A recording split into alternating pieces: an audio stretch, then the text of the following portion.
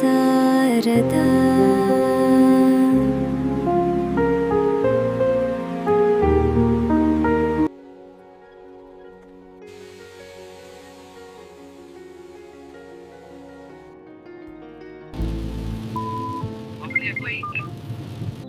දිනෙත් පුතා ඔයා බගලෝ එකට ගියාද? මම තවම යන ගමන් මාමා පුදුම ලස්සනක්නේ මේ පැත්තේ තියෙන්නේ. ඒකනේ මම කිව්වේ බංගලෝ එකට ගියාම පුතාට ආයේ ගෙදර එන්න හිතෙන එකක් නැහැ කියලා. පුතාට තියෙන ටී ස්ටේට් එකේ වැඩ ටිකක් බලාගෙන නිදහසේ ඉන්න. ඔය ස්ටේට් එක අපේ පරම්පරාවෙන් එන දෙයක්. මට කියලාත් දරුවෝ නැති එරේ මේවා බලා කියා ගන්න මට ඉන්නේ මගේ එකම නංගිගේ පුතා වෙච්ච ඔයා විතරයි. මාමා ඒ ගැන වොරි වෙන්න එපා. මම හැම දෙයක්ම හොඳින් බලා ගන්නම්. බංගලෝ එක බලා ගන්න ඉන්න වේලුට මම කිව්වා අද පුතා එනවා කියලා. එහෙට ගිහිල්ලා මම කෝල් එකක් දෙන්නම්කෝ මාමට. අප්පා එළු රංචුවක්. හරිම ලස්සනයි. එන්න සොන්නයි. මොකද්ද කිව්වේ? මාත් ඒක තමයි ඇහුවේ. මම කිව්වේ ලස්සනයි කියලා. කවුද? මේ එළුව ටික. ශරි අපිට පරක්කු වෙනවා. ටැමිල් කෙල්ලොත් මම හිතුවට වඩා ලස්සනයිනේ. උමා දවල් කෑම ඉක්මනින් ලේස්ති කරන්න අන්දමනිදර් ඉප්පෝදි වර්ගිරා. ශරි වේලු කාර් එකක් ආවා වගේ. ඉන්න මම බලන්න.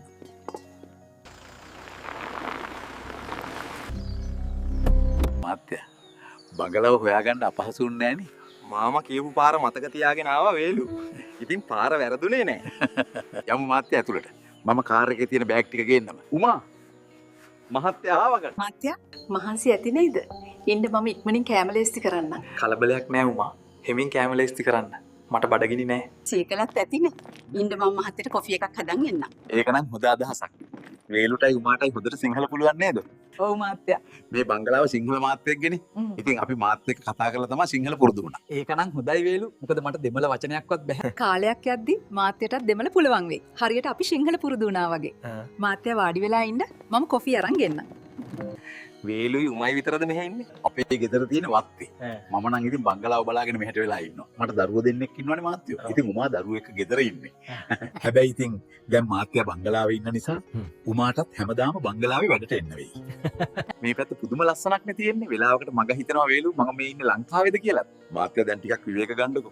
හවසට පුළුවන් මේ පැත්තේ ලස්සන බලන්න. මාරම සීතලයි. ඒ වුණාට කමන්නේ. ටිකක් ඇවිදලෙමු. මම මේ සීතලට හුරු වෙන්නත් එපැයි. උමා මාත්‍යා නැගිට්ටද?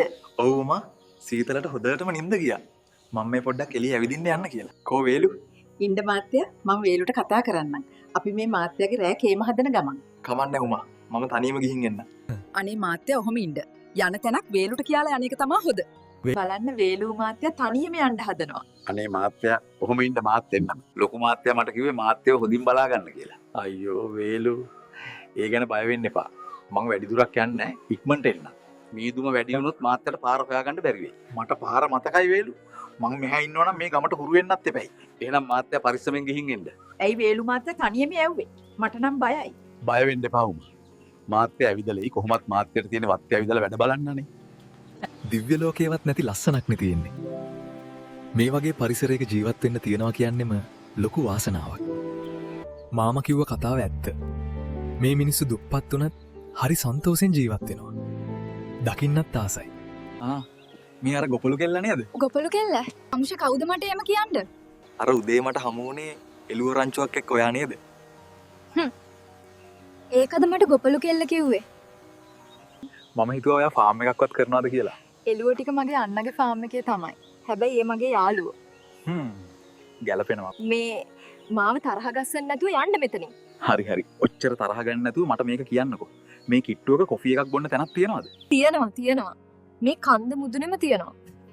තව ගොඩක් දුරයිද? තව වැඩි දුර නැහැ අප්පා. මේ පාරේ අන්තිම කොනේ තියෙන්නේ.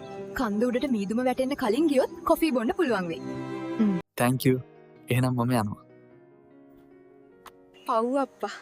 දැන් කන්ද මුදුනටම නැගලා ආයෙ පල්ලම් බහීවි. හොඳ වැඩේ. ඇයි ඉතින් මට ගොපලු කෙල්ල කිව්වනේ? කෝවනේ. මේ කන්ද නගිනවා ඉවරයක් නැහැනේ. දැන් නම් කකුල් දෙකත් රිදෙනවා. සීතලේ මාව වෙවුලනවා. දැන් කී දෙනෙක්ගෙන් ඇහුවද? මේ මිනිස්සුන්ට සිංහල බෑ මට දෙමළ බෑ. මේ එන මනුස්සයගෙන්වත් අහලා බලමු. ඔයා සිංහල දන්නවද? ඔව් මාතියා. මොනාද වෙන්න ඕන? මට කියනවාද කොෆි ෂොප් එක තව දුරද කියලා? මොනවා මෙහි එහෙම තැනක් නෑ මාතියා. කන්ද මුදුනට තව ගෙවල් තමා තියෙනවා. ඒ කියන්නේ මේ ගොපලු කෙල්ල මට බොරුද කිව්වේ? ඉන්නකො මං අල්ලගන්නම් ගියාව. අම්මෝ දැන් නම් මාව හොද්දටම වෙවුලනවා. අපරාධේ වේලු එක්කාව නම් මේ කිසිම කරදරයක් නැහැ. මාත් ආවනේ ගමේ සිරි විදින්න තනියම. දැන් නම් මට සීතලට තරු පෙන්ලා තියෙන්නේ. ඕ මේ මාත්‍යා නෑනේ තවම. හොදටම වහිනවා. කුඩයක්වත් දෙන්න බැරි වුණා. මම හිතුවේ වැස්සට කලින් මහත්තයා බංගලාවට එයි කියලා. මම කිව්වනේ තනියම යවන්න එපා කියලා. තව ටිකක් බලමු මාත් පාර පැත්තට ගිහින් බලන්න.